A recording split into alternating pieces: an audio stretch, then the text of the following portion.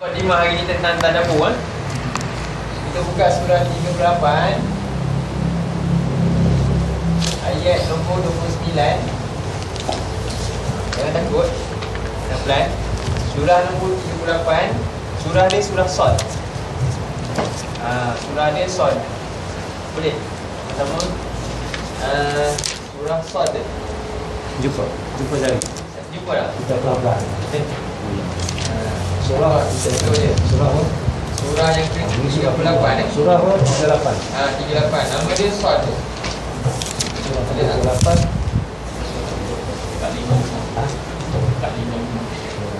Muka surah 455. Coba pelan-pelan kita cari. Pelan-pelan.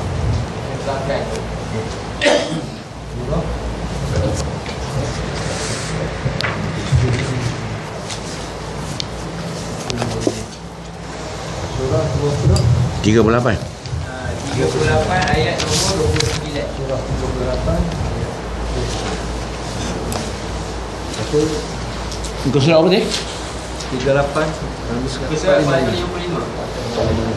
Kalau ada yang Musa yang tak ada terjemahan, ambil yang ada terjemahan. Ambil terjemahan. Ambil yang ada terjemahan. Senang. Di mana? 455. 455. Tidak kita baca teknik. Tak 55. Tafsir dia Ustaz terang ngaji kita tak pandai. Quran kita tak pandai. Apa yang Quran nak sampaikan?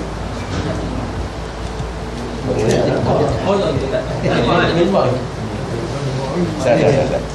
Masuk tubuh esok tu kita nak kita tanya. Kita doa kita hidup kalau dia Quran. Tak lagi kita nak jawab. Baik. Ya. Bisa. Okey. Satu surah Nur Imam. Masjid Zulkarnain sebagai orang. Kemudian sekali ini masjid Batu Tiga orang sekali ini semua nanti kalau sebab Ustaz Surah Al-Baqarah. Surah Sad. Surah. Surah tu nombor 38. Baik. Ji, aku tak tahu.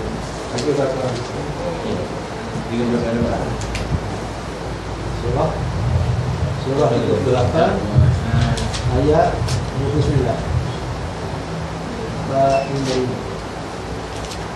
Ayat Jangan ni lah, jangan saya tunggu je. Tak ada masalah. Kalau kita nak sama-sama tengok ayat boleh InsyaAllah. Sama-sama nyanyikan. Ustaz baca lama-lama, fahami, kita terasa kita mengaji Quran ni kita akan faham. Di Quran kita akan faham insya-Allah. Ini kan. Ini. Ustaz ni kau nak dia Ustaz baru kan. Ni. Jangan baca Quran ni. Jangan baca.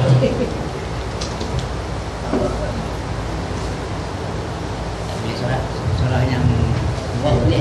Ya. Lam gambar. Baca alif lam gambar. Doa ni kita ngaji dia macam pengenalan di malam. Tak apa. Ni kita akan mengaji surah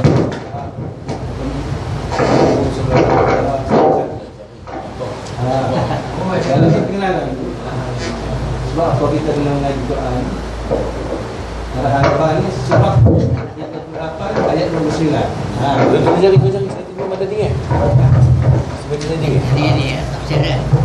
Okey.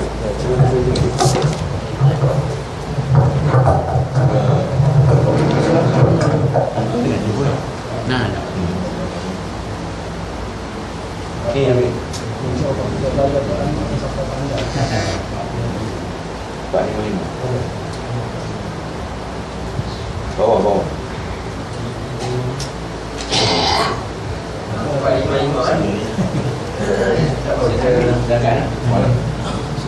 Mana yang ni pun boleh kongsi tengok. Kongsi tengok. Tak ada masalah. Dia kongsi dia bantu sama-sama cari pun. Siapa yang mampu sendiri boleh. Boleh.